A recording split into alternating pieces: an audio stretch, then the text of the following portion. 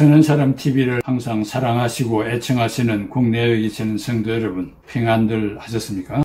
저는 계속해서 우리의 신앙생활에 꼭 기억하고 살아야 할 교리적인 말씀을 증거하고 있습니다. 그 중에 가장 중요한 중생의 도리를 몇 시간에 걸쳐서 말씀드리고 있습니다. 거듭 애청하셔서 여러분의 신앙생활에 큰 도움이 되기를 바랍니다. 오늘은 왜 중생을 해야 하는가 5가지 측면에서 강론하겠습니다. 사람은 부끄러운 과거를 가지고 있을 때 그것을 숨기고 미래를 향하여 새롭게 출발하고자 하는 의욕이 있습니다. 과거를 깨끗이 청산하지 못한 사람이 새 출발이 가능하겠습니까? 이런 결단은 순간적인 결심으로 되는 것도 아니며 환경의 변화로 되는 것도 아니며 근본적인 변화가 있어야 되는데 이것을 성경은 중생이라고 합니다. 성경은 왜 중생해야 하는가를 말하고 있습니다. 그것은 새로운 창조물이 되고 참된 미래를 향하여 전진하기 위해서입니다. 첫째, 중생은 하나님의 요구입니다. 요한복음 3장 3절에 예수께서 대답하여 이르시되 진실로 내게 이르노니 사람이 거듭나지 아니하면 하나님 나라를 볼 수 없나니라. 요한복음 3장 5절에 예수께서 대답하시되 진실로 내게 이르노니 사람이 물과 성령으로 나지 아니하면 하나님의 나라에 들어갈 수 없나니라. 요한복음 3장 7절에 내가 네게 거듭나야 하겠다 하는 말을 놀랍게 여기지 말라. 위에 세 성귀가 강조하는 것은 반드시 중생해야 한다는 것입니다. 어떤 측면에서 예수님의 명령은 강제적인 것처럼 보입니다. 이 법칙에는 어느 누구도 예외가 없기 때문입니다. 남녀노소 빈부귀천 지과를 막론하고 중생을 면제받을 수는 없습니다. 그러므로 중생에 실패하면 버림을 받을 수밖에 없습니다. 그러나 원문을 보면 강제성이 전혀 없습니다. You must be born again. 헬라말로 get now 나다. 이 말씀은 중생의 필요성을 강조하는 것이며 그 깊은 내용은 문법적으로 수동태이기 때문에 누군가에 의하여 중생해야만 한다는 절박감을 맛볼 수 있습니다. 갈라디아서 6장 15절에 할례나 무할례가 아무것도 아니로되 오직 새로 지으심을 받은 것만이 중요하니라. 여기 새로 지으심을 받은 것 헬라말로 카이난 크티시스, 영어로 new creation입니다. 이 할례, 즉 세례 그 자체가 구원의 조건이 되는 것은 아닙니다. 가장 본질적인 것은 새롭게 지으심 받는 중생이 구원의 조건입니다. 에레미야 17장 9절에 만물보다 거짓되고 심히 부패한 것은 마음이라 누가 능히 이를 알리오마는 하나님만이 새롭고 순수한 마음을 주실 수 있습니다. 히브리서 12장 14절에 모든 사람과 더불어 화평함과 거룩함을 따르라. 이것이 없이는 아무도 주를 보지 못하리라. 사람이 거룩해지려면 다시 태어나는 과정, 즉 중생을 통해서만 그렇게 될 수가 있습니다. 유명한 부흥사 오필드 목사님이 선풍을 일으키고 있을 때 어떤 청년이 자원하여 비서가 되겠다고 요청했습니다. 그는 목사님의 손가방을 들고 다니면서 전도 사역의 협력자가 되었습니다. 시간이 흘러 근태증이 나타나자 목사님에게 항의조로 물었습니다. 목사님, 저는 목사님을 도우면서 지금까지 요한복음 3장의 설교를 70회나 들었다고 하면서 목사님 원고가 이것밖에 없습니까? 그렇게 질문을 했습니다. 목사님은 비서의 멱살을 붙잡고 이 친구야, 네가 거듭나야 하기 때문이라고 하면서 70번이나 듣고서도 이 모양이냐 책망을 하였다는 일화가 있습니다. 여러분이 거듭나지 아니하면 천국에 들어갈 수 없습니다. 중생 외에 그 어떤 헌신을 하였더라도 천국에 들어갈 수가 없습니다. 둘째, 중생은 구원의 필수적인 조건입니다. 구원을 받으려면 반드시 중생의 과정을 거쳐야 합니다. 미국에 가려면 반드시 미국행 티켓을 구입해야 하듯이 천국에 들어갈 수 있는 중생이라는 티켓이 없이는 하나님 나라를 볼 수 없고 들어갈 수도 없다고 요한복음 3장 3절에 말했습니다. 중생은 요한복음 3장 3절에 사람이 거듭나지 아니하면 하나님 나라를 볼 수 없나니라. 요한복음 3장 5절에 사람이 물과 성령으로 나지 아니하면 하나님 나라에 들어갈 수 없나니라. 물은 물 세례를 말하고 성령은 성령 세례를 말합니다. 성령의 세례라는 것은 성령님이 사람의 마음에 임하여 예수 그리스도를 구주로 믿고 회개하여 중생케 하는 성령의 사역을 말합니다. 요한복음 3장의 니고데모는 랍비입니다. 랍비는 율법 교사에 대한 경칭입니다. 율법 학자이며 도덕 군자이며 관은 국가를 대표하는 관료이며 주민들의 대표이며 지도자로서 사회적으로 경제적으로 유력한 원로였습니다.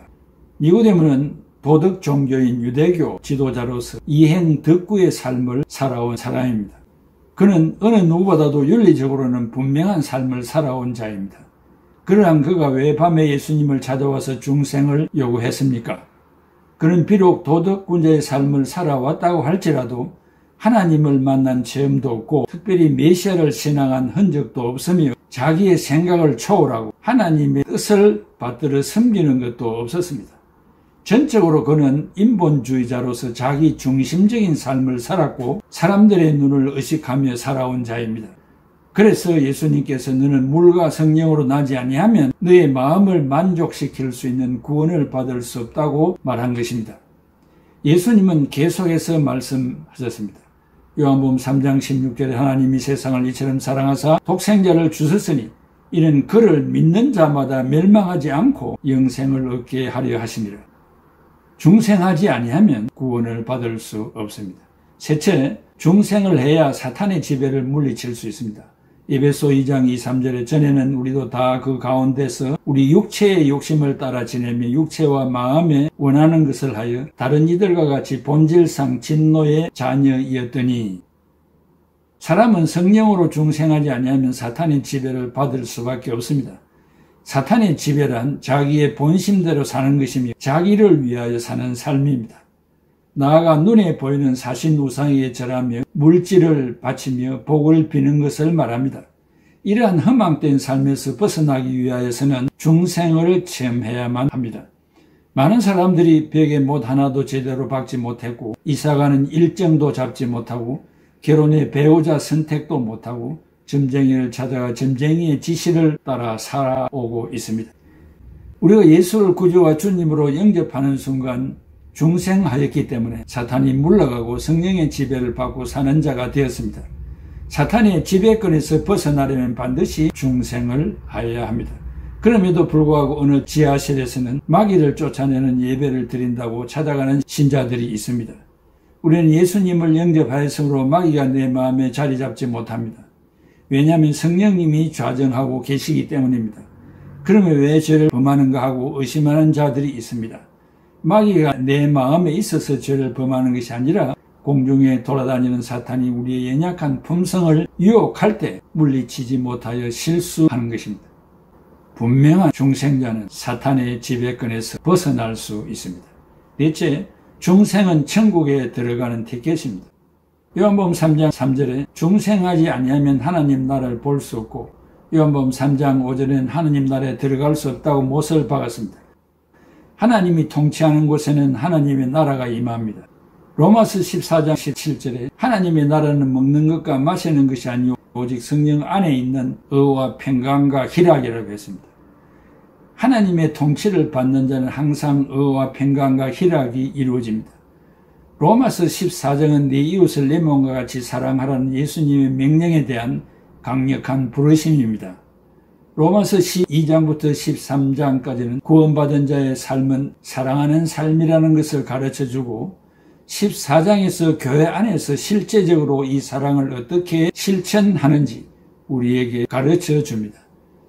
14장의 문제는 먹는 문제였습니다. 믿음이 강한 자는 어떤 것이든 먹는 것에 있어서 자유로웠고 믿음이 약한 사람은 먹는 문제에서 걸림돌이 있었습니다. 이런 문제가 생긴 것은 복음에 대한 이해 부족 때문이었습니다. 예수님, 즉 복음은 유대인들의 정결법에 자유를 주었는데도 불구하고 그 율법을 지켜야만 자신을 깨끗하게 지킬 수 있다고 믿는 사람들이 많았습니다.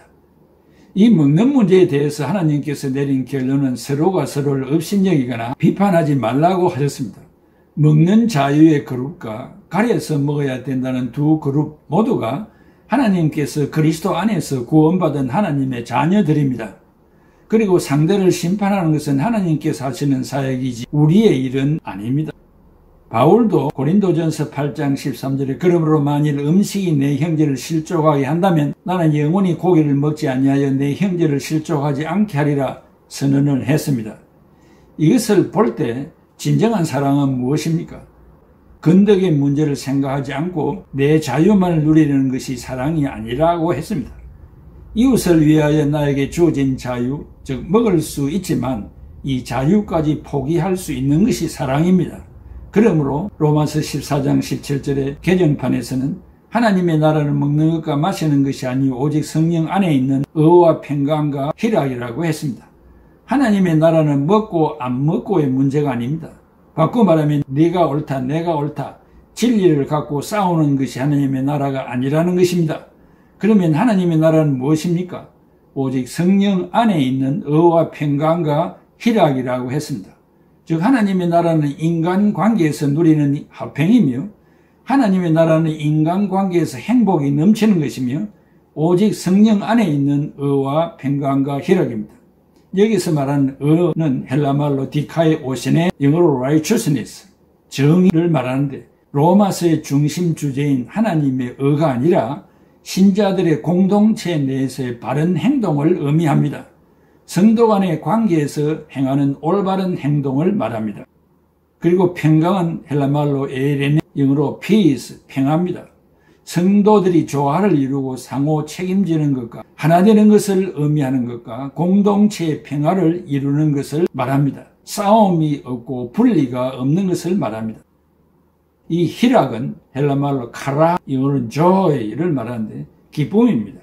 성경에 기쁨이라는 뜻을 가진 두 개의 단어가 있습니다. 희락과 쾌락입니다. 희락은 다른 사람을 기쁘게 하다가 나도 기뻐하는 것을 말합니다.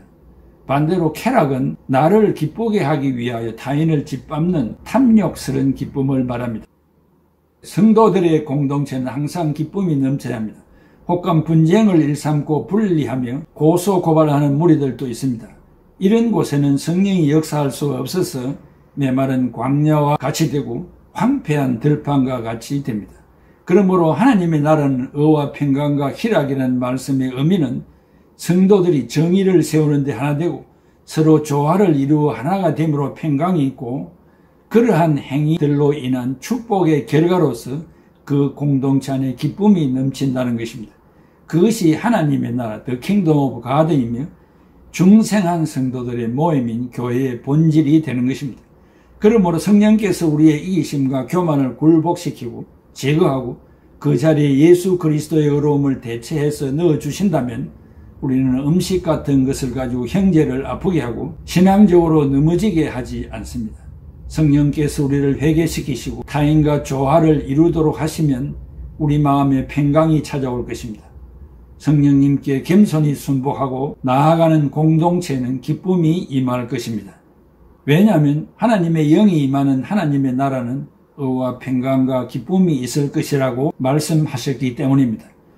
성령님이 여러분 안에 충만할 때 여러분은 절대 연약한 형제 자매를 아프게 하거나 실족시키지 않을 것입니다. 다섯째, 중생은 하나님의 자녀가 되는 길입니다. 요한복음 1장 12절에 영접하는 자 곧 그 이름을 믿는 자들에게는 하나님의 자녀가 되는 권세를 주셨으니 하나님의 자녀가 되는 길은 단 하나의 길밖에 없습니다. 생존에 계시는 부모님의 자녀가 되는 길은 부모를 통하여 출생하는 길밖에 없듯이 하나님의 자녀가 되려면 성령님의 역사로 태어나는 길, 즉 중생밖에 다른 길이 없습니다. 여러분, 예수님을 나의 구주와 주님으로 영접했습니까? 영접했다면 그 결과로 의와 평강과 희락의 삶을 살게 되어야 할 것입니다. 이만큼 중생이 우리에게는 중요한 것이고 중생이 없이는 희생과 봉사는 상상할 수 없습니다. 나아가 하나님을 위해 내 생명을 바친다는 것은 생각할 수 없고 꿈꿀 수도 없는 일이 아니겠습니까? 중생자만이 하나님의 마음에 합한 행동을 할 수 있고 또 불신자들이지만 이 세상에 살고 있는 수많은 사람들이 부러워하고 닮아가기를 원할 것입니다. 이만큼 중생이 중요합니다. 특별히 신자에게 있어서는 중생하지 아니하면 하나님의 나라를 볼 수 없고 하나님의 나라에 들어갈 수 없습니다. 여러분은 중생하셨습니까? 의와 평강과 희락이 왜 없습니까? 아니면 의와 평강과 희락의 삶을 순간순간 매일매일 누리면서 살고 계십니까? 이 말씀이 생명의 양식이 되기를 기원합니다. 기도하겠습니다. 고마우신 아버지 하나님, 은혜와 사랑을 진심으로 감사합니다. 아담의 죄를 유전적으로 받았던 저희들, 이 원죄로 영원히 죽었던 저희들, 또 이 땅에 살면서 알게 모르게 죄를 범하면서 살아가는 저희들, 내 중심에 성령님이 계시지만은 사탄이 나의 가장 연약한 부분을 타치하여 실수하고 범죄케 하는 이것까지 주의 이름으로 물리치지 못하고 주님의 마음을 근심시키는 이 못난 죄인들을 용서하여 주시고 중생자로서 영원한 나라를 희망하며 살아갈 때 의와 평강과 희락을 누리는 삶이 되게 하시고 많은 사람들에게 보여주는 삶을 살게 하여 주시옵소서. 예수 그리스도의 이름으로 기도하옵나이다.